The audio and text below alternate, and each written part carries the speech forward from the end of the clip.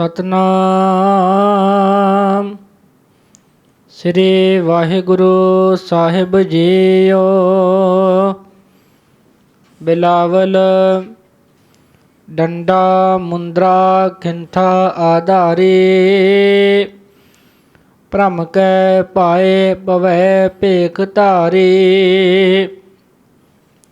ਆਸਨ ਪਵਨ ਦੂਰ ਕਰ ਬਵਰੇ,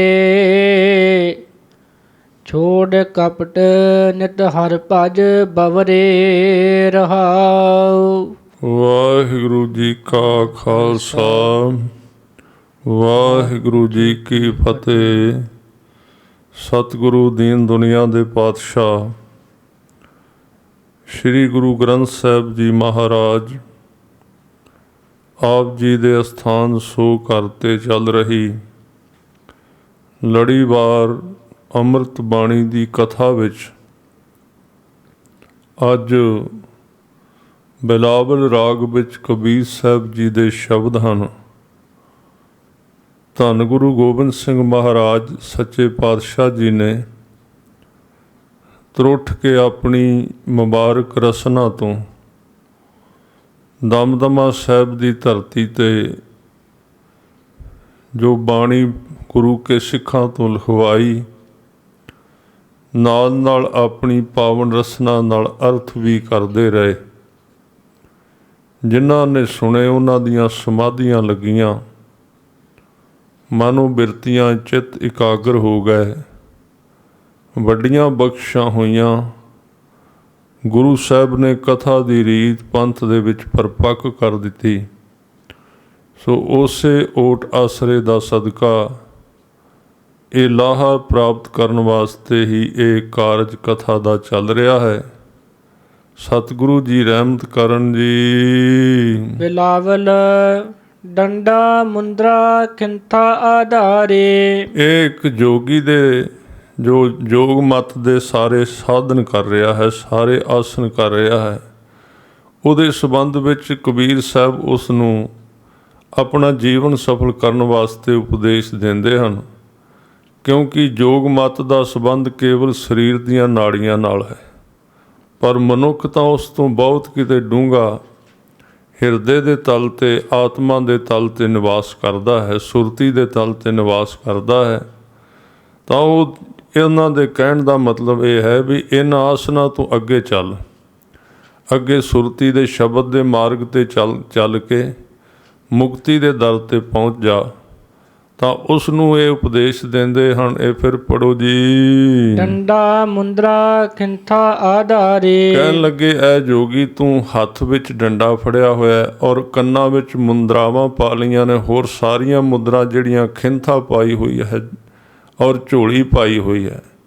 ਤੇ ਇਹ 5-4 ਚੀਜ਼ਾਂ ਪਾ ਕੇ ਤੂੰ ਸੋਚਦਾ ਹੈ ਬਈ ਮੈਂ ਜੋਗੀ ਬਣ ਗਿਆ ਹਾਂ। ਭ੍ਰਮ ਕੈ ਪਾਏ ਪਵੈ ਭੇਖ ਧਾਰੇ, ਪਰ ਇਹ ਨਾ ਤੇਰਾ ਕੱਲਾ ਭਰਮ ਹੈ, ਇਹਦੇ ਵਿੱਚ ਕੋਈ ਸੱਚਾਈ ਤਾਂ ਹੈ ਨਹੀਂ, ਤੇ ਕੇਵਲ ਬਾਹਰਲੇ ਕੱਪੜੇ ਹਨ, ਵਸਤਰ ਹਨ। ਇਹ ਭਰਮ ਦੀ ਭਾਵਨਾ ਦੇ ਵਿੱਚ ਤੂੰ ਵਹਿ ਰਿਹਾ ਹੈ ਔਰ ਭੇਖ ਦੇ ਇੱਕ ਐਸੇ ਕੰਮ ਦੇ ਵਿੱਚ ਲੱਗਾ ਹੋਇਆ ਕਿ ਤੈਨੂੰ ਅਸਲੀ ਕਾਰਜ ਦੀ ਖਬਰ ਨਹੀਂ ਹੈ। ਆਸਨ ਪਵਨ ਦੂਰ ਕਰ ਬਵਰੇ, ਕਹਿਣ ਲੱਗੇ ਜਿਹੜੇ ਆਸਨ ਨੇ, 84 ਆਸਨ ਨੇ, ਪਵਨ ਦੇ ਆਸਰੇ ਤੇ ਕੀਤੇ ਜਾਂਦੇ ਹਨ, ਤੇ ਹੋਰ ਕਈ ਪ੍ਰਕਾਰ ਦੇ ਆਸਨ ਨੇ, ਸ਼ੀਰਸ਼ ਆਸਨ ਆਦਿਕ। ਕਹਿਣ ਲੱਗੇ ਇਹਨਾਂ ਨੂੰ ਦੂਰ ਕਰ, ਸਿੱਧੇ ਰਾਹ ਤੇ ਤੁਰ, ਛੋੜ ਕਪਟ ਨਿਤ ਹਰਿ ਭਜ ਬਵਰੇ ਰਹਾਉ। ਅੰਦਰੋਂ ਕਪਟ ਛੱਡ ਦੇ, ਕਿਉਂਕਿ ਪਰਮੇਸ਼ਰ ਨਾਲ ਪਿਆਰ ਕਰਨ ਦੀ ਬਜਾਏ ਇਹ ਤਾਂ ਇੱਕ ਸਰੀਰ ਦੀ ਮਿਹਨਤ ਹੈ, ਤੇ ਇਹਨਾਂ ਚੀਜ਼ਾਂ ਨੂੰ ਦੇ ਵਿੱਚ ਟਾਈਮ ਲਾਉਣ ਦੀ ਬਜਾਏ ਹਰੀ ਦਾ ਭਜਨ ਕਰ, ਸੱਚੇ ਪਾਤਸ਼ਾਹ ਦਾ। ਜਿਹ ਤੋ ਜਾ ਚਹੇ ਸੋ ਤ੍ਰਿਪਵਨ ਭੋਗੇ, ਇਹਨਾਂ ਸਮਾਧੀਆਂ ਦੇ ਰਾਹੀਂ ਔਰ ਇਹਨਾਂ ਆਸਨਾਂ ਦੇ ਰਾਹੀਂ ਤੂੰ ਕੀ ਮੰਗ ਰਿਹਾ ਹੈ ਪਰਮਾਤਮਾ ਤੋਂ? ਉਹ ਇੱਕ ਪ੍ਰਕਾਰ ਦੀ ਈਸ਼ਵਰੀय ਮਾਇਆ ਹੈ, ਰਿੱਧੀਆਂ ਸਿੱਧੀਆਂ ਹਨ। ਤੇ ਇਸ ਮਾਇਆ ਨੂੰ ਤੇ ਤਿੰਨਾਂ ਭਵਨਾਂ ਦੇ ਲੋਕ ਜਿਹੜੇ ਨੇ ਉਹਨਾਂ ਨੇ ਭੋਗੇ ਹੀ ਹੋਇਆ ਪਹਿਲਾਂ। ਇਹ ਤਾਂ ਉਹਦਾ ਹੀ ਇੱਕ ਸਰੂਪ ਹੈ। ਜਿਵੇਂ ਇੱਕ ਸੰਸਾਰੀ ਬੰਦਾ ਬਾਜ਼ਾਰ ਵਿੱਚ ਕੰਮ ਕਰਕੇ ਕਰੋੜ ਕਮਾ ਲੈਂਦਾ ਹੈ, ਦੂਸਰਾ ਬੰਦਾ ਚੌਂਕੜਾ ਲਾ ਕੇ ਤੇ ਰਿੱਧੀਆਂ ਸਿੱਧੀਆਂ ਇਕੱਠੀਆਂ ਕਰਕੇ ਤੇ ਲੋਕੀ ਉਹਦੇ ਅੱਗੇ ਲਿਆ ਕੇ ਢੇਰ ਲਾ ਦਿੰਦੇ ਹਨ। ਪਿੱਛੇ ਜਿਹੜਾ ਮਕਸਦ ਹੈ ਉਹ ਤੇ ਪੈਸੇ ਕਮਾਉਣਾ ਹੀ ਹੋ ਗਿਆ ਨਾ। ਇੱਕ ਨੇ ਬਾਜ਼ਾਰ ਵਿੱਚ ਕਮਾ ਲਿਆ, ਇੱਕ ਨੇ ਚੌਂਕੜੀ ਮਾਰ ਕੇ ਕਮਾ ਲਿਆ, ਫਰਕ ਤੇ ਕੋਈ ਨਹੀਂ ਪਿਆ। ਪਰ ਇਹ ਚੌਂਕੜਾ ਕਾਹਦੇ ਵਾਸਤੇ ਲਾਇਆ ਸੀ, ਇਹ ਫਰਕ ਹੈ। ਜੇ ਤਾਂ ਭਲਾ ਕਰਨਾ ਸੀ ਆਪਣਾ ਵੀ ਤੇ ਸੰਸਾਰ ਦਾ, ਫਿਰ ਤਾਂ ਉਹ ਮਾਰਗ ਠੀਕ ਹੈ। ਪਰ ਮਹਾਰਾਜ ਕਹਿੰਦੇ ਤੂੰ ਤਾਂ ਉਹੀ ਮਾਇਆ ਮੰਗ ਰਿਹਾ ਪਰਮਾਤਮਾ ਤੋਂ, ਇੱਕ ਰਿੱਧੀਆਂ ਸਿੱਧੀਆਂ ਨਾਟਕ ਚੇਟਕ ਜਿਹੜਾ ਹੈ, ਜਿਸ ਤੂੰ ਜਾਚਾਂ, ਜਿਸ ਨੂੰ ਤੂੰ ਜਾਚ ਰਿਹਾ ਹੈ, ਮੰਗ ਰਿਹਾ ਹੈ, ਸੋ ਤਰੇ ਪਾਵਨ ਭੋਗੀ। ਉਹ ਇੱਥੋਂ ਦੇ ਲੋਕਾਂ ਨੇ ਪਹਿਲਾਂ ਭੋਗੀ ਹੋਈ ਭਾਵ ਝੂਠੀ ਕਰ ਦਿੱਤੀ ਹੈ ਮਾਇਆ। ਕਹੇ ਕਬੀਰ ਕੇਸੋ ਜਗ ਜੋਗੀ। ਕਬੀਰ ਸਾਹਿਬ ਜੀ ਕਹਿੰਦੇ ਨੇ ਕੇਸੋ ਦੇ ਨਾਲ ਜਿਹੜਾ ਹੈ ਜਗਤ ਦਾ ਮਾਲਕ ਸੱਚਾ ਪਾਤਸ਼ਾਹ, ਇੱਥੇ ਜਗਤ ਵਿੱਚ ਰਹਿ ਕੇ ਉਹਦੇ ਨਾਲ ਜੁੜਨਾ ਚਾਹੀਦਾ ਹੈ। ਬਿਲਾਵਲ ਇਨ ਮਾਇਆ ਜਗਦੀਸ਼ ਗੁਸਾਈ। ਇੱਕ ਜਗਦੀਸ਼ ਗੁਸਾਈ ਸੱਚੇ ਪਾਤਸ਼ਾਹ ਜੀ, ਇਸ ਬਣਾਈ ਹੋਈ ਤੁਹਾਡੀ ਮਾਇਆ ਨੇ ਤੁਮਰੇ ਚਰਨ ਵਿਸਾਰੇ। ਆਪ ਜੀ ਦੇ ਚਰਨ ਜਿਹੜੇ ਹਨ ਉਹ ਵਿਸਾਰ ਦਿੱਤੇ, ਭੁਲਾ ਦਿੱਤੇ ਹਨ ਆਪਣੇ ਅਸਰ ਨਾਲ। ਕਿੰਚਤ ਪ੍ਰੀਤ ਨ ਉਪਜੈ ਜਨ ਕਉ। ਕਿੰਚਤ ਦਾ ਮਤਲਬ ਹੈ ਥੋੜੀ ਜਿਹੀ ਵੀ। ਇਸ ਮਾਇਆ ਦਾ ਇੰਨਾ ਪ੍ਰਭਾਵ ਮਨ ਦੇ ਉੱਤੇ ਪਿਆ ਹੋਇਆ ਹੈ, ਇਹਦੇ ਤਿੰਨਾਂ ਗੁਣਾਂ ਦਾ, ਕਿ ਇੱਕ ਥੋੜੀ ਜਿਹੀ ਵੀ ਪ੍ਰੀਤ ਨਹੀਂ ਸੱਚੇ ਪਾਤਸ਼ਾਹ ਜੀ ਆਪ ਜੀ ਦੇ ਨਾਲ ਪੈਦਾ ਹੁੰਦੀ। ਜਨ ਕਹਾ ਕਰਹਿ ਬੇਚਾਰੇ ਰਹਾਉ। ਤੇ ਤੁਹਾਡੇ ਜਨ ਵਿਚਾਰੇ ਅਸੀਂ ਕੀ ਕਰੀਏ, ਭਾਵ ਸਾਡੀ ਵਾਹ ਪੇਸ਼ ਕੋਈ ਨਹੀਂ ਜਾਂਦੀ ਇਸ ਮਾਇਆ ਦੇ ਅੱਗੇ। ਤ੍ਰਿਗ ਤਨ ਤ੍ਰਿਗ ਇਹ ਮਾਇਆ। ਮਹਾਰਾਜ ਕਹਿੰਦੇ ਨੇ ਫਟਕਾਰ ਯੋਗ ਹੈ ਸਰੀਰ ਜਿਹਦੇ ਵਿੱਚ ਨਾਮ ਨਹੀਂ, ਇਹ ਧਨ ਜਿਹੜਾ ਸਫਲ ਨਹੀਂ ਹੁੰਦਾ, ਇਹ ਵੀ ਤ੍ਰਿਗ ਹੈ। ਔਰ ਇਹ ਸਾਰੀ ਮਾਇਆ ਤਰਕਾਰ ਫਟਕਾਰ ਯੋਗ ਹੈ ਨਾਮ ਤੋਂ ਬਿਨਾ। ਤ੍ਰਿਗ ਮਤ ਬੁੱਧ ਫੰਨੀ। ਤੇ ਇਹ ਜਿਹੜੀ ਮਤ ਬੁੱਧ ਜਿਹੜੀ ਹੈ ਫੰਨੀ ਯਾਨੀ ਕਿ ਫਨ ਖਿਲਾਰਿਆ ਹੋਇਆ, ਜਿਵੇਂ ਪਸਾਰਾ ਕਰਨ ਵਾਲੀ ਬੁੱਧੀ ਜਿਹੜੀ ਇਹ ਸੋਚਦੀ ਰਹਿੰਦੀ ਕਿਵੇਂ ਇਹ ਮਾਇਆ ਜਿਹੜੀ ਇਹਦੇ ਵਾਧੇ ਬਾਰੇ ਸੋਚਦੀ ਰਹਿੰਦੀ ਹੈ। ਕਹਿੰਦੇ ਫਟਕਾਰ ਹੈ ਐਸੀ ਬੁੱਧੀ ਨੂੰ ਜਿਹੜੀ ਫਨ ਖਿਲਾਰ ਕੇ ਸੱਪ ਵਾਂਗੂ ਦਿਨ ਰਾਤ ਮਾਇਆ ਦੇ ਫੁੰਕਾਰੇ ਮਾਰਦੀ ਹੈ। ਇਸ ਮਾਇਆ ਕੋ ਦ੍ਰਿੜ ਕਰ ਰੱਖੋ। ਇਹ ਬੇਨਤੀ ਦੇ ਰੂਪ ਵਿੱਚ ਕਹਿੰਦੇ ਨੇ ਇਹ ਸੱਚੇ ਪਾਤਸ਼ਾਹ ਜੀ, ਇਸ ਮਾਇਆ ਨੂੰ ਕਿਉਂਕਿ ਤੁਹਾਡੀ ਬਣਾਈ ਹੋਈ ਹੈ ਤੇ ਤੁਹਾਡੇ ਹੱਥਾਂ ਦੇ ਵਿੱਚ ਇਹ ਹੈ, ਤੁਸੀਂ ਇਹਨੂੰ ਜਿੱਧਰ ਕਹੋ ਜਾ ਸਕਦੀ ਹੈ, ਪਰ ਤੁਸੀਂ ਆਪਣੀ ਮੌਜ ਵਿੱਚ ਹੋ ਤੇ ਇਹਨੂੰ ਖੁੱਲ੍ਹਾ ਛੱਡ ਦਿੱਤਾ ਹੋਇਆ ਹੈ। ਇਹਨੂੰ ਦ੍ਰਿੜ ਕਰ ਰੱਖੋ, ਇਹਨੂੰ ਥੋੜਾ ਜਿਹਾ ਵਰਜੋ, ਇਹਨੂੰ ਹਟਾਓ ਥੋੜਾ ਜਿਹਾ ਸਾਡੇ ਤੋਂ। ਬੰਦੇ ਆਪ ਬਚਨੇ। ਅਸੀਂ ਆਪਣੇ ਆਪ ਨੂੰ ਬੰਨ ਲਿਆ ਇਹਦੇ ਵਿੱਚ। ਬਚਨੀ ਯਾਨੀ ਕਿ ਬਚਨ ਕੀਤੇ ਸਨ ਤੁਹਾਡੇ ਨਾਲ ਜਨਮ ਲੈਣ ਤੋਂ ਪਹਿਲਾਂ, ਕਿ ਇੱਥੇ ਆ ਕੇ ਧਰਮ ਦੀ ਕਿਰਤ ਆਦਿ ਕਰਦਿਆਂ ਤੇਰਾ ਨਾਮ ਜਪਾਂਗੇ, ਸਿਮਰਨ ਕਰਾਂਗੇ। ਪਰ ਇੱਥੇ ਆ ਕੇ ਫਿਰ ਫਸ ਗਏ ਇਹਦੇ ਵਿੱਚ, ਸਾਰਾ ਦਿਨ ਇਹਦਾ ਹੀ ਸਿਮਰਨ ਕਰੀ ਜਾਂਦੇ ਆ ਮਾਇਆ ਦੇ। ਇਹ ਤਾਂ ਸਾਡੀ ਗਲਤੀ ਹੈ, ਪਰ ਹੁਣ ਆਪ ਜੀ ਬਖਸ਼ ਦਿਓ ਮਹਾਰਾਜ। ਕਿਆ ਖੇਤੀ ਕਿਆ ਲੇਵਾ ਦੇ। ਕੀ ਖੇਤੀ ਤੇ ਕੀ ਸੌਦਾਬਾਜੀ। ਪਰਪੰਚ ਝੂਠ ਗੁਮਾਨਾ। ਇਹ ਮਾਇਆ ਦੇ ਗੁਮਾਨ ਹੰਕਾਰ ਤੇ ਝੂਠ ਦੇ ਪਰਪੰਚ ਪਖੰਡ ਬਣਾਏ ਹੋਏ ਹਨ ਸਾਰੇ। ਕਹੇ ਕਬੀਰ ਤੇ ਅੰਤ ਬਿਗੁਤੇ। ਮਹਾਰਾਜ ਕਹਿੰਦੇ ਅਖੀਰ ਨੂੰ ਖਵਾਰ ਹੋ ਗਏ ਉਹ ਲੋਕ ਜਿਹੜੇ ਨਾਮ ਨੂੰ ਛੱਡ ਕੇ ਮਾਇਆ ਵਿੱਚ ਪੈ ਗਏ ਹਨ। ਆਇਆ ਕਾਲ ਨਿਦਾਨਾ। ਅਖੀਰ ਨੂੰ ਜਦੋਂ ਮੌਤ ਆਈ, ਕਾਲ ਆਇਆ, ਤਾਂ ਖੁਆਰੀ ਪੱਲੇ ਪਈ। ਬਿਲਾਵਲ ਸਰੀਰ ਸਰੋਵਰ ਭੀਤਰੇ। ਐਸ ਸਰੀਰ ਜਿਹੜਾ ਹੈ ਨਾ ਇਹ ਸਰੋਵਰ ਵਰਗਾ ਹੈ। ਮਹਾਰਾਜ ਕਹਿੰਦੇ ਹਨ ਆਛੈ ਕਮਲ ਅਨੂਪ। ਇਹਦੇ ਅੰਦਰ ਵਾਹਿਗੁਰੂ ਦੇ ਨਾਮ ਦਾ ਇੱਕ ਬੜਾ ਸੋਹਣਾ ਫੁੱਲ ਉੱਗਿਆ ਹੋਇਆ, ਕਮਲ ਦਾ ਫੁੱਲ ਜਿਹੜਾ ਨਿਰਲੇਪ ਰਹਿੰਦਾ ਹੈ, ਜਿਹਦੇ ਉੱਤੇ ਕਿਸੇ ਪ੍ਰਕਾਰ ਦੇ ਅਕਾਲ ਪੁਰਖ ਦੀ ਜੋਤ, ਪਰਮ ਜੋਤ ਪੁਰਖ ਉਤਮ, ਜਿਹੜਾ ਉੱਤਮ ਪੁਰਖ ਹੈ, ਪਰਮ ਜੋਤ ਵਾਹਿਗੁਰੂ ਸੱਚਾ ਪਾਤਸ਼ਾਹ, ਜਾ ਕੇ ਰੇਖ ਨਾ ਰੂਪ। ਉਹਦਾ ਕੋਈ ਰੂਪ ਤੇ ਰੇਖ ਨਹੀਂ, ਉਹਨੂੰ ਮਹਿਸੂਸ ਕੀਤਾ ਜਾਂਦਾ ਹੈ। ਰੇ ਮਨ ਹਰ ਭਜ ਭ੍ਰਮ ਤਜਹੁ ਜਗ ਜੀਵਨ ਰਾਮ ਰਹਾਉ। ਇਸ ਕਰਕੇ ਹੈ ਮੇਰੇ ਮਨ, ਤੂੰ ਹਰੀ ਦਾ ਭਜਨ ਕਰ ਤੇ ਭਰਮ ਨੂੰ ਛੱਡ ਦੇ ਕਿ ਸੰਸਾਰ ਬਾਰੇ ਜੋ ਤੇਰਾ ਭਰਮ ਬਣਿਆ ਹੋਇਆ ਹੈ, ਜਗਜੀਵਨ ਰਾਮ ਦਾ ਨਾਮ ਜਪਿਆ ਕਰ। ਆਵਦ ਕਛੂ ਨਾ ਦਿਸੈ ਨਾ ਦਿਸੈ ਜਾਤ। ਇਹ ਜਿਹੜੀ ਅੰਦਰ ਕਮਲ ਹੈ ਨਾ, ਜਿਹੜੀ ਜੋਤ ਸਰੂਪ ਹੈ ਸੱਚੇ ਪਾਤਸ਼ਾਹ ਦਾ, ਇਹ ਨਾ ਜੰਮਦਾ ਹੈ, ਆਵਤ ਕਛੂ ਨਾ ਦਿਸੈ, ਨਾ ਤੇ ਇਹ ਜਨਮ ਲੈਂਦਾ ਹੈ ਤੇ ਨਾ ਇੱਥੋਂ ਜਾਂਦਾ ਹੈ, ਭਾਵ ਸਦਾ ਕਾਇਮ ਰਹਿਣ ਵਾਲਾ ਹੈ ਜੋਤ ਸਰੂਪ। ਜਹ ਉਪਜੈ ਬਿਨਸੈ ਤਹੀ ਜੈਸੇ ਪੁਰਵਨ ਪਾਤ। ਕਹਿੰਦੇ ਜਿਹੜਾ ਬਾਕੀ ਸਰੀਰ ਹੈ ਇਹ ਤਾਂ ਇਸ ਤਰ੍ਹਾਂ ਹੈ ਵੀ ਜੇ ਤਾਂ ਜੋਤ ਵਿੱਚ ਰਵੇ ਜਿਵੇਂ, ਫਿਰ ਤਾਂ ਇਹ ਸਰੀਰ ਹਰਾ ਭਰਾ ਰਹਿੰਦਾ ਹੈ, ਪਰ ਜੋਤ ਵਿੱਚੋਂ ਚਲੀ ਜਾਏ ਤੇ ਸਰੀਰ ਸੁੱਕ ਜਾਂਦਾ ਹੈ। ਜਿਵੇਂ ਉਦਾਹਰਨ ਦਿੱਤੀ ਹੈ, ਜੈ ਉਪਜੈ ਬਿਨਸੈ ਤਹੀਂ, ਜਿਹਦੇ ਕਰਕੇ ਸਰੀਰ ਉਪਜਿਆ ਉਸ ਆਤਮਾ ਦੇ ਜੋਤ ਦੇ ਨਿਕਲਣ ਦੇ ਨਾਲ ਬਿਨਸ ਜਾਂਦਾ, ਖਤਮ ਹੋ ਜਾਂਦਾ ਹੈ। ਜੈਸੇ ਪਾਣੀ ਦੇ ਉੱਤੇ ਇੱਕ ਖਾਸ ਤਰ੍ਹਾਂ ਦੀ ਬੂਟੀ ਹੁੰਦੀ ਹੈ ਪੱਤਿਆਂ ਜਿਹਾਂ ਵਾਲੀ, ਉਹ ਸਾਧ ਸੰਗਤ ਜੀ ਜਿੰਨਾ ਚਿਰ ਪਾਣੀ ਰਹਿੰਦਾ ਉਹਨਾਂ ਚਿਰ ਹਰੀ ਰਹਿੰਦੀ, ਉਹਦੇ ਫੁੱਲ ਖਿੜਦੇ ਨੇ। ਅਤੇ ਜਦੋਂ ਉੱਥੋਂ ਛੱਪੜ ਵਿੱਚੋਂ ਪਾਣੀ ਸੁੱਕ ਜਾਂਦਾ ਅਤੇ ਉਹ ਵੀ ਫੁੱਲ ਵੀ ਸਾਰੇ ਸੁੱਕ ਜਾਂਦੇ ਆ। ਇਹ ਜਿਹੜੇ ਸਰੀਰ ਨੇ ਪੁਰਬਨ ਪਾਤ ਵਰਗੇ, ਚੌਪੱਤੀ ਜਿਹੜੀ ਹੁੰਦੀ 4 ਪੱਤਿਆਂ ਵਾਲੀ, ਉਹਦੇ ਵਰਗਾ ਹੈ ਸਰੀਰ। ਅੰਦਰ ਆਤਮਾ ਜੋ ਤੋਂ ਕਮਲ ਸਰੂਪ ਰਵੇ ਤੇ ਇਹ ਸਰੀਰ ਚੱਲਦਾ ਨਹੀਂ ਤੇ ਸੁੱਕ ਜਾਂਦਾ ਉਹਨਾਂ ਪੱਤਿਆਂ ਵਾਂਗੂ। ਮਿਥਿਆ ਕਰਮ ਮਾਇਆ ਤਜੀ ਸੁਖ ਸਹਜ ਵਿਚਾਰ। ਇਸ ਕਰਕੇ ਗੁਰਮੁਖਾਂ ਨੇ ਇਸ ਸੰਸਾਰ ਨੂੰ ਮਿਥਿਆ, ਝੂਠਾ ਹੀ ਜਾਣਿਆ ਹੈ। ਇਸ ਕਰਕੇ ਉਹਨਾਂ ਨੇ ਮਾਇਆ ਨੂੰ ਤਿਆਗਿਆ ਹੈ। ਤਿਆਗਿਆ ਮਤਲਬ ਇਹਦੇ ਪ੍ਰਭਾਵ ਥੱਲੇ ਨਹੀਂ ਆਏ ਔਰ ਨਾਮ ਦੇ ਅੰਦਰ ਸੁਖੀ ਹੋ ਗਏ ਹਨ। ਸਹਿਜ ਵਿਚਾਰ, ਟਿਕੇ ਹੋਏ ਵਿਚਾਰ ਦੇ ਅੰਦਰ। ਕਹੇ ਕਬੀਰ ਸੇਵਾ ਕਰਹੁ ਮਨ ਮੰਜ ਮੁਰਾਰ। ਇਹ ਉਪਦੇਸ਼ ਦ੍ਰਿੜ ਕਰ ਲਿਆ ਹੈ ਗੁਰੂ ਕੇ ਪਿਆਰਿਆਂ ਨੇ, ਸੰਤ ਜਨਾਂ ਨੇ ਆਪਣੇ ਜੀਵਨ ਦੇ ਵਿੱਚ, ਕਿ ਸੇਵਾ ਕਰੀਏ, ਸਿਮਰਨ ਕਰੀਏ, ਜੀਵਨ ਨੂੰ ਸਫਲ ਕਰ ਲਈਏ। ਕਿਹਦਾ ਸਿਮਰਨ ਕਰੀਏ? ਮਨ ਮੰਜ, ਮਨ ਦੇ ਵਿੱਚ ਮੁਰਾਰ, ਵੈਰੀਆਂ ਨੂੰ, ਵਿਕਾਰਾਂ ਨੂੰ ਮਾਰਨ ਵਾਲੇ ਵਾਹਿਗੁਰੂ ਦਾ।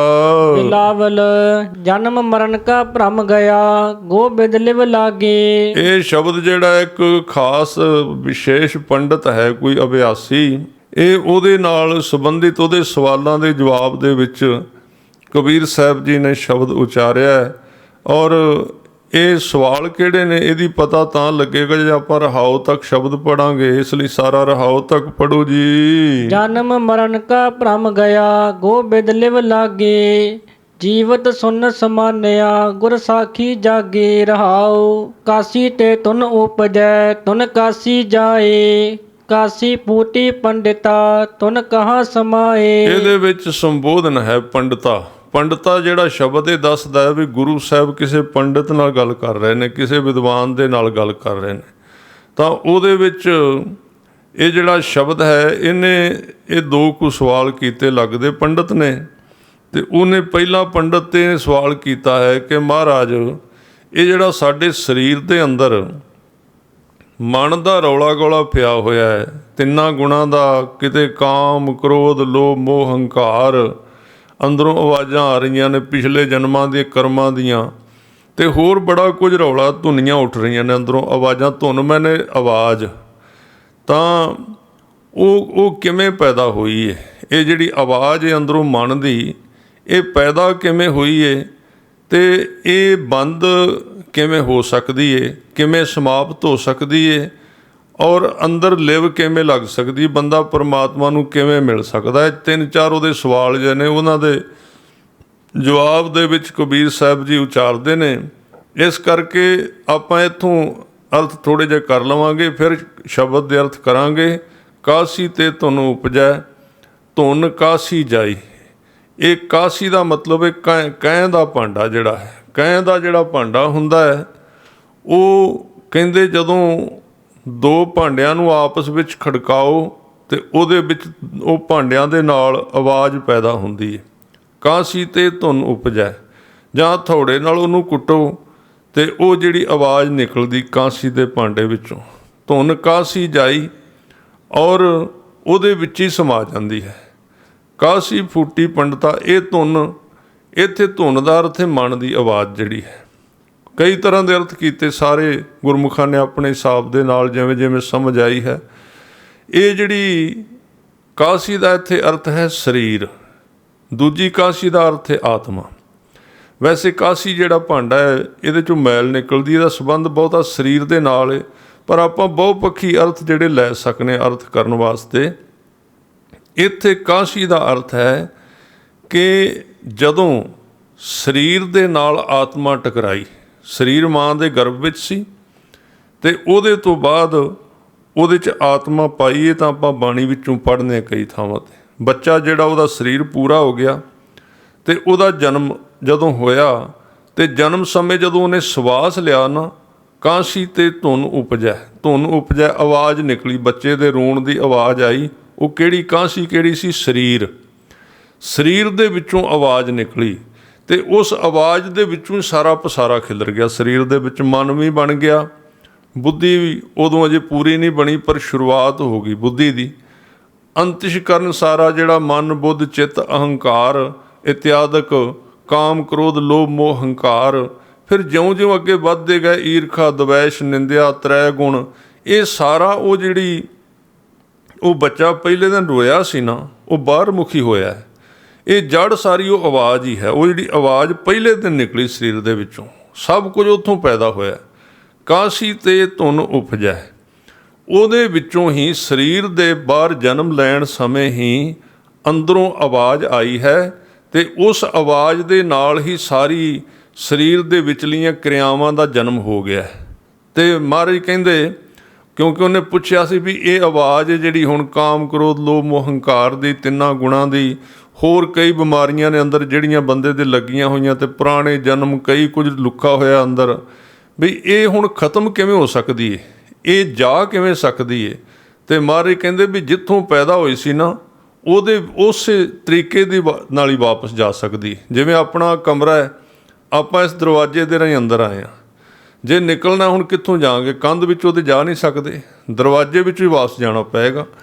ਇਸ ਲਈ ਜਿੱਥੋਂ ਉਹ ਆਵਾਜ਼ ਨਿਕਲੀ ਸੀ, ਜਦੋਂ ਬੱਚੇ ਦੀ ਨਾਭੀ ਦੇ ਵਿੱਚੋਂ ਆਵਾਜ਼ ਸਵਾਸ ਦੇ ਟਕਰਾਅ ਨਾਲ ਪੈਦਾ ਹੋਈ ਸੀ, ਹੁਣ ਜਦੋਂ ਅਭਿਆਸ ਕਰਦਾ ਨਾ ਬੰਦਾ, ਤੇ ਉਹ ਜਿਹੜੀ ਆਵਾਜ਼ਾਂ ਜਿਹੜੀਆਂ ਅੰਦਰ ਨੇ ਪਹਿਲਾਂ ਤੇ ਉਹ ਸਾਰੀਆਂ ਵਿਰੋਧ ਕਰਦੀਆਂ ਨੇ। ਜਿੰਨੀਆਂ ਕਾਮ ਅੱਗੇ ਕਦੀ ਖੜਾ ਹੋ ਜਾਂਦਾ, ਕਦੀ ਕਾਮ ਦੇ ਖਿਆਲ ਆਉਂਦੇ ਨੇ, ਕਾਮ ਦਾ ਰੌਲਾ ਪੈਂਦਾ, ਫਿਰ ਗੁੱਸਾ ਚੜ੍ਹਦਾ ਬੰਦੇ, ਕਈ ਵਾਰੀ ਕ੍ਰੋਧ ਆ ਜਾਂਦਾ, ਕਈ ਵਾਰੀ ਲੋਭ ਆ ਜਾਂਦਾ, ਕਦੀ ਹੰਕਾਰ, ਕਦੀ ਈਰਖਾ, ਕਦੀ ਨਿੰਦਿਆ, ਕਦੀ ਕੁਝ, ਕਦੀ ਲੜਾਈ ਝਗੜਾ, ਮੇਰ ਤੇਰ, ਇਹ ਸਾਰੀਆਂ ਆਵਾਜ਼ਾਂ ਫਿਰ ਅਭਿਆਸ ਕਰਦਾ ਗੁਰੂ ਕਾ ਸਿੱਖ। ਅਭਿਆਸ ਕਰਦਾ ਕਰਦਾ ਇਹ ਆਵਾਜ਼ਾਂ ਘੱਟ ਹੁੰਦੀਆਂ ਜਾਂਦੀਆਂ ਨੇ, ਛੋਟੀਆਂ ਹੁੰਦੀਆਂ ਜਾਂਦੀਆਂ, ਧੁਨੀਆਂ ਛੋਟੀਆਂ ਹੁੰਦੀਆਂ ਜਾਂਦੀਆਂ। ਇਹਨਾਂ ਦੀਆਂ ਸਾਰੀਆਂ ਧੁਨੀਆਂ ਨੇ ਸਰੀਰ ਦੇ ਵਿੱਚ, ਤਾਂ ਜਦੋਂ ਇਹ ਛੋਟੀਆਂ ਹੁੰਦੀਆਂ ਜਾਂਦੀਆਂ ਨੇ, ਬਿਲਕੁਲ ਛੋਟੀਆਂ ਹੋ ਜਾਂਦੀਆਂ, ਤੇ ਹੌਲੀ ਹੌਲੀ ਜਿੱਥੋਂ ਉਹ ਬੱਚਾ ਰੋਇਆ ਸੀ ਨਾ ਉਹਦੇ ਵਿੱਚ ਹੀ ਸਮਾ ਜਾਂਦੀਆਂ ਨੇ। ਅੱਗੇ ਕਹਿੰਦੇ ਨੇ ਕਿ ਧੁਨ ਕਾਸੀ ਜਾਈ, ਕਾਸੀ ਦੇ ਵਿੱਚ ਹੀ ਸਮਾ ਜਾਂਦੀ, ਉੱਥੇ ਜਿੱਥੋਂ ਪੈਦਾ ਹੋਈ ਸੀ ਨਾ ਸਰੀਰ ਦੇ ਵਿੱਚੋਂ, ਉੱਥੇ ਆਤਮਾ ਦਾ ਕੇਂਦਰ ਹੈ, ਉਹਦੇ ਵਿੱਚ ਹੀ ਚਲੀ ਜਾਂਦੀ ਹੈ। ਫਿਰ ਅੱਗੇ ਕਹਿੰਦੇ ਕਾਸ਼ੀ ਫੂਟੀ ਪੰਡਤਾ, ਹੇ ਪੰਡਤ ਜੀ, ਹੇ ਵਿਦਵਾਨ, ਕਾਸ਼ੀ ਫੂਟੀ। ਜਦੋਂ ਇੰਨਾ ਅਭਿਆਸ ਕੀਤਾ ਨਾ ਗੁਰੂ ਕੇ ਸਿੱਖ ਨੇ ਕਿ ਉਹਦਾ ਕਾਸ਼ੀ ਰੂਪੀ ਇਸ ਭਾਂਡੇ ਦੇ ਨਾਲ, ਇਸ ਸਰੀਰ ਦੇ ਨਾਲ ਮੋਹ ਟੁੱਟ ਗਿਆ, ਬਿਰਤੀ ਟੁੱਟ ਗਈ ਹੈ, ਪਿਆਰ ਜਿਹੜਾ ਸੀ ਉਹ ਖਤਮ ਹੋ ਗਿਆ, ਜਿਹੜੀ ਅੰਦਰ ਅਟੈਚਮੈਂਟ ਸੀ ਉਹ ਟੁੱਟ ਗਈ। ਕਾਸ਼ੀ ਫੂਟੀ ਦਾ ਮਤਲਬ ਇਹ ਹੈ ਕਿ ਸਰੀਰ ਦੇ ਨਾਲੋਂ ਜਿਉਂਦੇ ਜੀ ਹੀ, ਅਜੇ ਸਰੀਰ ਚੱਲ ਰਿਹਾ ਸੀ ਤੇ ਗੁਰਮੁਖ ਦੀ ਸੁਰਤ ਜਿਹੜੀ ਹੈ ਸਰੀਰ ਨੂੰ ਛੱਡ ਜਾਂਦੀ ਹੈ, ਮਤਲਬ ਸਰੀਰ ਦੇ ਰਸਾਂ ਤੋਂ ਉੱਚੀ ਉੱਠ ਜਾਂਦੀ, ਸਰੀਰ ਦੇ ਰਸਾਂ ਦੇ ਪ੍ਰਭਾਵ ਥੱਲੇ ਨਹੀਂ ਰਹਿੰਦੀ, ਤਾਂ ਧੁਨ ਕਹਾਂ ਸਮਾਈ। ਤੇ ਹੁਣ ਕਹਿੰਦੇ ਉਹਨੂੰ ਪੁੱਛਦੇ ਵੀ ਤੂੰ ਆਪਣੇ ਆਪ ਹੀ ਸੋਚ ਲੈ ਵੀ ਤੂੰ ਵਿਦਵਾਨ ਬੰਦਾ ਹੈ, ਵੀ ਹੁਣ ਉਹ ਜਿਹੜੀਆਂ ਆਵਾਜ਼ਾਂ ਨੇ ਉਹ ਕਿੱਥੇ ਗਈਆਂ, ਉਸ ਧੁਨ ਦਾ ਕੀ ਬਣਿਆ। ਉਹ ਧੁਨ ਫਿਰ ਸੂਖਮ ਹੋ ਜਾਂਦੀ ਹੈ। ਹੁਣ ਸੂਖਮ ਹੋ ਕੇ ਅੰਦਰ ਆ ਗਈ, ਫਿਰ ਹੁੰਦੀ ਉਹ ਵੀ ਧੁਨ ਹੈ ਜਿਹਦੇ ਵਿੱਚ ਧੁਨ ਮੈਂ ਧਿਆਨ, ਧਿਆਨ ਮੈਂ ਜਾਣਿਆ। ਧੁਨ ਦੇ ਕਈ ਰੂਪ ਨੇ, ਸਰੀਰ ਦੀ ਆਪਣੀ ਧੁਨ ਹੈ, ਕੰਨਾਂ ਦੀ ਆਪਣੀ ਹੈ, ਅੱਖਾਂ ਦੀ ਆਪਣੀ ਹੈ, ਨਾਸਕਾ ਦੀ ਆਪਣੀ ਹੈ, ਜ਼ੁਬਾਨ ਦੀ ਆਪਣੀ ਹੈ। ਹੁਣ ਆਪਾਂ ਬੋਲ ਰਹੇ ਹਾਂ, ਜ਼ੁਬਾਨ ਦੀ ਧੁਨ ਹੈ, ਇਹ ਕੰਨਾਂ ਦੀ ਨਹੀਂ, ਅੱਖਾਂ ਦੀ ਨਹੀਂ। ਇਹਦੇ ਤੋਂ ਅੱਗੇ ਸਰੀਰ ਦੀ ਧੁਨ ਹੈ, ਰੋਮਾਂ ਦੀ ਆਪਣੀ ਧੁਨ ਹੈ, ਫਿਰ ਸਰੀਰ ਦੇ ਹਰ ਇੱਕ ਰੋਮ ਦੀ ਹੈ। ਉਹਦੇ ਤੋਂ ਅੱਗੇ ਫਿਰ ਮਨ, ਅੰਤਰਮੁਖੀ ਜਦੋਂ ਬੰਦਾ ਹੁੰਦਾ ਹੈ ਤੇ ਫਿਰ ਮਨ ਦੇ ਵਿੱਚ ਇਹਦੇ ਅੰਦਰੋਂ ਪਰਮਾਤਮਾ ਦੀ ਧੁਨ ਪੈਦਾ ਹੁੰਦੀ, ਫਿਰ ਹੋਰ ਅਭਿਆਸ ਨਾਲ ਡੂੰਘਾ ਚਲਾ ਜਾਂਦਾ। ਉਹਦੇ ਵਿੱਚ ਫਿਰ ਇਹ ਹਿਰਦੇ ਤਲ ਦੇ ਉੱਤੇ ਜਾ ਕੇ ਇੱਕ ਧੁਨੀ ਨੂੰ, ਪਿਆਰ ਨੂੰ ਮਹਿਸੂਸ ਕਰਦਾ, ਆਨੰਦ ਨੂੰ ਮਹਿਸੂਸ ਕਰਦਾ। ਇਹਦੇ ਤੋਂ ਅੱਗੇ ਆਤਮਿਕ ਤਲ 'ਤੇ ਪਹੁੰਚ ਜਾਂਦਾ ਹੈ, ਅਤੇ ਆਤਮਿਕ ਤਲ ਦੀ ਜਿਹੜੀ ਧੁਨੀ ਹੈ ਉਹਨੂੰ ਸੂਖਸ਼ਮ ਕੰਨਾਂ ਦੇ ਨਾਲ ਧਿਆਨ ਦੁਆਰਾ, ਸੁਰਤੀ ਦੁਆਰਾ ਉਹਨੂੰ ਸਰਵਣ ਕਰਦਾ। ਉਹਦੇ ਥਾਂ 'ਤੇ ਉਹਨੂੰ ਗੁਰੂ ਸਾਹਿਬ ਨੇ ਕਿਹਾ ਧੁਨ ਮੈਂ ਧਿਆਨ। ਉਹ ਆਤਮਾ ਦੀ ਧੁਨ ਜਿਹੜੀ ਹੈ ਉਹ ਇਹਨਾਂ ਕੰਨਾਂ ਨਾਲ ਨਹੀਂ ਸੁਣੀ ਜਾ ਸਕਦੀ। ਜਿਵੇਂ ਕਈ ਲੋਕ ਕਹਿੰਦੇ ਵੀ ਸਾਨੂੰ ਅਨਹਦ ਨਾਦ ਸੁਣਨ ਲੱਗ ਗਿਆ, ਉਹਦੇ ਸਰੀਰ ਦੇ ਨਾੜੀਆਂ ਦੇ ਜਿਹੜਾ ਅੰਦਰ ਹਵਾ ਚੱਲਦੀ ਨਾ ਉਹਦੀ ਆਵਾਜ਼ ਹੁੰਦੀ, ਉਹ ਅਨਹਦ ਨਾਦ ਨਹੀਂ ਹੁੰਦਾ। ਇੱਥੇ ਤਕਰੀਬਨ 99% ਲੋਕ ਇਹਨੂੰ ਕਹਿੰਦੇ ਨੇ ਅਨਹਦ ਨਾਦ, ਅਤੇ ਉੱਥੇ ਫਸੇ ਰਹਿੰਦੇ ਨੇ, ਅਤੇ ਉਹ ਆਪ ਹੀ ਬ੍ਰਹਮ ਗਿਆਨੀ ਬਣ ਕੇ ਬਹਿ ਜਾਂਦੇ। ਅੱਖਾਂ ਲਾਲ ਜੀਆਂ ਥੋੜ੍ਹੀਆਂ ਜਿਹੀਆਂ ਹੋ ਜਾਂਦੀਆਂ ਬੰਦ ਕਰਨ ਦੇ ਨਾਲ। ਨਹੀਂ, ਇਹ ਤਾਂ ਕੰਮ ਬਹੁਤ ਲੰਬਾ ਹੈ। ਤਾਂ ਉਹਦੇ ਵਿੱਚ ਇਹ ਅੰਦਰ ਚਲੀ ਜਾਂਦੀ ਹੈ, ਲੰਬਾ ਇਹਦਾ ਪ੍ਰੋਸੀਜਰ ਹੈ, ਖਿਲਾਰਾ ਹੈ, ਅਤੇ ਫਿਰ ਅੰਦਰ ਇਹ ਉਹਨੂੰ ਕਹਿੰਦੇ ਨੇ ਤੇਰਾ ਮੁਖ ਸੁਹਾਵਾ ਜੀਓ ਸਹਿਜ ਧੁਨ ਬਾਣੀ, ਚਿਰ ਹੋਵਾ ਦੇਖੇ ਸਾਰੰਗ ਪਾਣੀ, ਉਹ ਸਹਿਜ ਧੁਨ ਹੈ। ਉੱਥੇ ਫਿਰ ਪਰਮਾਤਮਾ ਦੀ ਆਵਾਜ਼ ਇਕੱਲੀ ਰਹਿ ਜਾਂਦੀ ਏ, ਬਾਕੀ ਆਵਾਜ਼ਾਂ ਸਾਰੀਆਂ ਮੱਧਮ ਪੈ ਜਾਂਦੀਆਂ, ਖਤਮ ਹੋ ਜਾਂਦੀਆਂ। ਸਰੀਰ ਦੇ ਨਾਲੋਂ ਕਾਸੀ ਫੂਟੀ ਪੰਡਤਾ, ਸਰੀਰ ਦੇ ਨਾਲੋਂ ਬਿਰਤੀ ਦਾ ਖੰਡਨ ਹੋ ਗਿਆ, ਟੁੱਟ ਗਈ। ਤੇ ਬਿਰਤੀ ਜਿਹੜੀ ਹੈ ਆਤਮ ਤਲ ਤੇ ਹਿਰਦੇ ਤਲ ਤੇ ਜ਼ਿਆਦਾਤਰ ਨਿਵਾਸ ਕਰਦੀ ਏ। ਜਦੋਂ ਲੋੜ ਪੈਂਦੀ ਸਰੀਰ ਦੀਆਂ ਦੇ ਵਿੱਚ ਆਪਣਾ ਕੰਮ ਕਰ ਲੈਂਦੀ ਏ, ਅੱਖਾਂ ਦੀ ਲੋੜ ਪੈਂਦੀ ਏ, ਗੁਰਸਿੱਖ ਗੁਰਮੁਖ ਜਿਹੜਾ ਅੱਖਾਂ ਰਾਹੀਂ ਵੇਖ ਲੈਂਦਾ, ਨਹੀਂ ਤੇ ਲੋੜ ਤੋਂ ਬਿਨਾਂ ਵਹਿੰਦਾ ਨਹੀਂ। ਇਸ ਕਰਕੇ ਕਈ ਵਾਰੀ ਉਹ ਥੋੜ੍ਹਾ ਜਿਹਾ ਬੌਰਾ ਜਿਹਾ ਵੀ ਲੱਗਦਾ। ਪਿੱਛੇ ਸ਼ਬਦ ਆਇਆ, ਕਬੀਰ ਸਾਹਿਬ ਕਹਿੰਦੇ ਲੋਕ ਮੈਨੂੰ ਬੌਰਾ ਕਹਿੰਦੇ ਨੇ, ਕਈ ਜਾਓ ਕਹਿੰਦੇ ਹੋ, ਕੋਈ ਫਰਕ ਨਹੀਂ ਪੈਂਦਾ, ਕਿਉਂ ਉਹਦਾ ਕਾਰਨ ਇੱਕੋ ਹੀ ਸਿਰਫ ਕਿ ਉਹਦਾ ਸਰੀਰ ਤੋਂ ਵਾਪਸੀ ਜਿਹੜਾ ਨਾ ਸੁਰਤੀ ਦਾ ਧਿਆਨ ਜਿਹੜਾ ਵਾਪਸ ਮੁੜ ਗਿਆ ਅੰਦਰਲੇ ਪਾਸੇ, ਅੰਤਰਮੁਖ ਹੋ ਗਿਆ, ਅੰਤਰਗਤ ਤੀਰਥ ਮਲ ਨਾਓ। ਤਾਂ ਉਹ ਸਾਧ ਸੰਗਤ ਜੀ ਇਸ ਤਰ੍ਹਾਂ ਇਸ ਪੰਕਤੀ ਜਿਹੜੀ ਹੈ ਇਹਦੇ ਬੜੇ ਹੋਰ ਵੀ ਡੂੰਘੇ ਅਰਥ ਹੋ ਸਕਦੇ। ਗੁਰੂ ਸਾਹਿਬ ਜਾਣਦੇ, ਅਗਾਧ ਬੁੱਧ ਬਾਣੀ ਹੈ। ਪਰ ਮਹਾਰਾਜ ਇੱਥੇ ਕਿਸੇ ਬੰਦੇ ਨੇ, ਪੰਡਿਤ ਨੇ ਸਵਾਲ ਕੀਤਾ ਸੀ, ਤੇ ਉਹਨੂੰ ਪਹਿਲਾਂ ਉਹਨਾਂ ਨੇ ਇਹ ਦੱਸਿਆ ਕਿ ਮਨ ਦਾ ਜਿਹੜਾ ਰੌਲਾ ਹੈ ਉਹ ਕਿਵੇਂ ਸਮਾਪਤ ਹੁੰਦਾ ਸਿਮਰਨ ਕਰਕੇ, ਉਹਦੇ ਤੋਂ ਅੱਗੇ ਫਿਰ ਕਿਵੇਂ ਸੁਰਤੀ ਜਿਹੜੀ ਹੈ ਅੰਤਰਮੁਖੀ ਹੁੰਦੀ ਹੈ ਤੇ ਜਨਮ ਮਰਨ ਤੋਂ ਬੰਦਾ ਪਾਰ ਹੋ ਜਾਂਦਾ ਹੈ। ਉਹ ਸ਼ੁਰੂ ਤੋਂ ਜਿੱਥੋਂ ਸ਼ਬਦ ਸ਼ੁਰੂ ਹੁੰਦਾ ਹੈ, ਫਿਰ ਅਗਲੀਆਂ ਅਵਸਥਾਵਾਂ ਨੇ, ਜਿਵੇਂ ਸੁੰਨ ਵਿੱਚ ਚਲਾ ਗਿਆ ਹੈ, ਜਿੱਥੇ ਕੋਈ ਵਿਚਾਰ ਨਹੀਂ ਆਉਂਦੀ, ਕੋਈ ਖਿਆਲ ਨਹੀਂ ਆਉਂਦਾ, ਚੁੱਪਚਾਪ ਆਨੰਦ ਬਣਿਆ ਹੋਇਆ ਹੈ। ਔਰ ਗੁਰਸਾਖੀ ਉੱਥੇ ਜਾਗੀ ਹੋਈ, ਗੁਰਸਾਖੀ ਦਾ ਦੀਵਾ ਜਗ ਪਿਆ। ਐਸੀ ਜਿਹੜੀ ਤ੍ਰੇਕੁਟੀ ਸੀ ਰਜੋ ਤਮੋ ਸਤੋ ਗੁਣ ਦੀ, ਇਹਨੂੰ ਭੰਨ ਦਿੱਤਾ। ਕਹਿੰਦੇ ਕਬੀਰ ਸਾਹਿਬ ਕਹਿੰਦੇ ਮੈਂ ਲੰਘ ਕੇ ਤੇ ਫਿਰ ਮੇਰੇ ਘਟ ਦੇ ਵਿੱਚ ਹਿਰਦੇ ਵਿੱਚ ਜਿਹੜੀ ਅਸਲੀ ਧੁਨ ਸੀ ਜਿਹੜੀ ਪਰਮਾਤਮਾ ਦੀ, ਹੁਣ ਉਹ ਜਾਗੀ ਹੈ, ਪੈਦਾ ਹੋ ਗਈ ਏ। ਔਰ ਜਿਹੜੀ ਬੁੱਧ ਸੀ ਸਮਾ ਗਈ ਪੁਰਾਣੀ, ਤੇ ਨਵੀਂ ਉਚਾਰਨ ਹੋਈ ਹੈ ਅੰਦਰੋਂ ਸਮਾਚਰੀ ਜਿਹੜੀ ਪੈਦਾ ਹੋਈ ਹੈ ਵਿਵੇਕ ਬੁੱਧ। ਦੇ ਸਾਰੇ ਸ਼ਬਦ ਦੇ ਥੋੜ੍ਹੇ ਜਿਹਾ ਤਾਂ ਟਾਈਮ ਲਾ ਕੇ ਮੈਂ ਅਰਥ ਕਰ ਰਿਹਾ, ਕਿਉਂਕਿ ਕੁਝ ਸ਼ਬਦ ਕਬੀਰ ਸਾਹਿਬ ਦੇ ਬਹੁਤ ਹੀ ਜ਼ਿਆਦਾ ਇੰਨੀ ਡੂੰਘਾਈ ਵਿੱਚ ਨੇ ਕਿ ਉਹਨਾਂ 'ਤੇ ਆਪਾਂ ਨੂੰ ਥੋੜ੍ਹਾ ਜਿਹਾ ਰੁਕਣਾ ਪੈ ਸਕਦਾ ਹੈ। ਸੋ ਕਬੀਰ ਸਾਹਿਬ ਸ਼ੁਰੂ ਤੋਂ ਫਰਮਾਨ ਕਰਦੇ ਹਨ, ਬਿਲਾਵਲ ਜਨਮ ਮਰਨ ਕਾ ਭ੍ਰਮ ਗਿਆ, ਗੋਬਿੰਦ ਲਿਵ ਲਾਗੇ। ਇਸ ਤਰ੍ਹਾਂ ਕਬੀਰ ਸਾਹਿਬ ਕਹਿੰਦੇ ਵੀ ਹੁਣ ਆਵਾਜ਼ਾਂ ਮਨ ਦੀਆਂ ਖਤਮ ਹੋ ਗਈਆਂ ਸਾਰੀਆਂ, ਉਹ ਸਰੀਰ ਦਾ ਮੋਹ ਖਤਮ ਹੋ ਗਿਆ, ਕਾਂਸੀ ਦੇ ਭਾਂਡੇ ਨਾਲ ਮੋਹ ਟੁੱਟ ਗਿਆ, ਉਹਦੀਆਂ ਆਵਾਜ਼ਾਂ ਖਤਮ ਹੋ ਗਈਆਂ। ਹੁਣ ਜਨਮ ਮਰਨ ਕਾ ਭਰਮ ਗਿਆ, ਜਿਹੜਾ ਜਨਮ ਤੇ ਮਰਨ ਦਾ ਭਰਮ ਸੀ ਉਹ ਵੀ ਖਤਮ ਹੋ ਗਿਆ। ਹੁਣ ਪਤਾ ਲੱਗਣ ਲੱਗ ਪਿਆ ਅੰਦਰੋਂ ਪਹਿਲੀ ਗੱਲ ਕਿ ਮੌਤ ਹੈ ਹੀ ਨਹੀਂ, ਤੇ ਜਦੋਂ ਇੱਕ ਚੀਜ਼ ਨਹੀਂ ਤੇ ਦੂਸਰੀ ਵੀ ਕੋਈ ਨਹੀਂ, ਫਿਰ ਜਨਮ ਵੀ ਕੋਈ ਨਹੀਂ ਹੁੰਦਾ। ਉਸ ਅਵਸਥਾ ਤੇ ਆਤਮ ਤਲ ਤੇ ਜਾ ਕੇ ਨਾ ਜਨਮ ਹੈ ਨਾ ਮਰਨ ਹੈ। ਇਹ ਧਰਮ ਜਿਹੜਾ ਹੈ ਤੇ ਸਰੀਰ ਦਾ ਹੈ, ਇਕੱਲਾ ਜੰਮਣਾ ਤੇ ਮਰਨਾ, ਇਹ ਇੱਥੋਂ ਤੱਕ ਸੀਮਤ ਰਹਿੰਦਾ ਹੈ।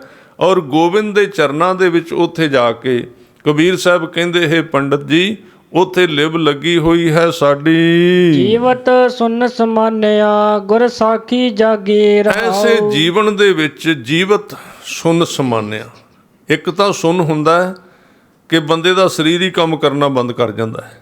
ਇੱਥੇ ਜੀਵਤ ਸ਼ਬਦ ਵਰਤਿਆ ਕਿ ਸਰੀਰ ਜਿਉਂਦਾ ਹੈ, ਕੰਮ ਕਰਦਾ ਹੈ, ਵੇਖਦਾ ਵੀ, ਸੁਣਦਾ ਵੀ, ਗੱਲਬਾਤ ਵੀ ਕਰਦਾ ਹੈ, ਪਰ ਅੰਦਰ ਇੱਕ ਸੁੰਨ ਬਣੀ ਹੋਈ ਗਹਿਰੀ, ਅੰਦਰ ਵੱਖਰਾ ਹੋ ਗਿਆ।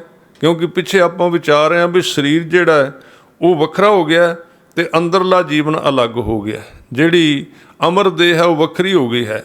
ਇਸ ਕਰਕੇ ਕਹਿੰਦੇ ਨੇ ਜੀਵਤ ਸੁੰਨ ਸਮਾਨਿਆ, ਸੁੰਨ ਮੈਨੇ ਜ਼ੀਰੋ, ਸ਼ੂਨਿਆ, ਯਾਨੀ ਕਿ ਕੋਈ ਖਿਆਲ ਨਹੀਂ, ਕੋਈ ਇੱਛਾ ਨਹੀਂ, ਕੋਈ ਵਾਸ਼ਨਾ ਨਹੀਂ, ਬਿਲਕੁਲ ਫਰੈਸ਼ ਹੈ ਜੀਵਨ, ਬਿਲਕੁਲ ਤਾਜ਼ਾ ਹੈ, ਜਿਵੇਂ ਹੁਣੇ ਹੁਣੇ ਪਰਮਾਤਮਾ ਵਿੱਚੋਂ ਆਇਆ ਹੈ। ਇਸ ਤਰ੍ਹਾਂ ਗੁਰੂ ਕੀ ਸਿੱਖਿਆ ਜਾਗੀ ਹੈ ਔਰ ਗੁਰੂ ਕੀ ਸਾਖੀ ਹੋ ਕੇ ਗੁਰੂ ਸਾਹਿਬ ਗਵਾਹੀ ਦਿੰਦੇ ਨੇ ਵੀ ਇਹ ਸਿੱਖ ਹੁਣ ਸੰਪੂਰਨ ਹੋ ਗਿਆ ਹੈ। ਕਾਸੀ ਤੇ ਤੁਨ ਉਪਜੈ ਤੁਨ ਕਾਸੀ ਜਾਏ। ਇਸ ਤਰ੍ਹਾਂ ਕਾਸ਼ੀ ਦੇ ਸਰੀਰ ਦੇ ਜਨਮ ਲੈਣ ਦੇ ਨਾਲ ਹੀ ਮਨ ਦੀਆਂ ਆਵਾਜ਼ਾਂ ਸ਼ੁਰੂ ਹੁੰਦੀਆਂ ਨੇ ਸਾਰੀਆਂ, ਔਰ ਉਹਦੇ ਵਿੱਚ ਹੀ ਸਮਾ ਜਾਂਦੀਆਂ ਸਰੀਰ ਦੇ ਅੰਦਰੇ ਹੀ। ਕਾਸੀ ਫੂਟੀ ਪੰਡਿਤਾ ਤੁਨ ਕਹਾਂ ਸਮਾਏ। ਕਹਿੰਦੇ ਨੇ ਫਿਰ ਕਾਸ਼ੀ ਫੂਟੀ, ਇਹ ਜਦੋਂ ਸਰੀਰ ਦੀ ਜਿਹੜੀ ਅਟੈਚਮੈਂਟ ਸੀ ਸਰੀਰ ਦੇ ਨਾਲ ਬਿਰਤੀ ਜੁੜੀ ਹੋਈ ਸੀ ਉਹ ਹੀ ਟੁੱਟ ਗਈ। ਕਾਸ਼ੀ ਅਜੇ ਸਰੀਰ ਨਹੀਂ ਟੁੱਟਾ, ਸਰੀਰ ਤਾਂ ਹੈ ਅਜੇ ਜੀਵਤ ਕਹਿੰਦੇ ਨੇ ਇਹ ਸਾਰਾ ਕੁਝ ਹੋ ਰਿਹਾ। ਪਿੱਛੇ ਆਪਾਂ ਹੁਣੇ ਅਰਥ ਕਰਕੇ ਆਏ ਹਾਂ, ਜੀਵਤ ਸੁਨ ਸਮਾਨਿਆ, ਸਰੀਰ ਨਹੀਂ ਟੁੱਟਾ, ਸਰੀਰ ਦਾ ਮੋਹ ਟੁੱਟ ਗਿਆ ਹੈ। ਤਾਂ ਇਸ ਤਰ੍ਹਾਂ ਕਾਸ਼ੀ ਫੂਟੀ ਪੰਡਤਾ ਧੁਨ ਕਹਾਂ ਸਮਾਈ।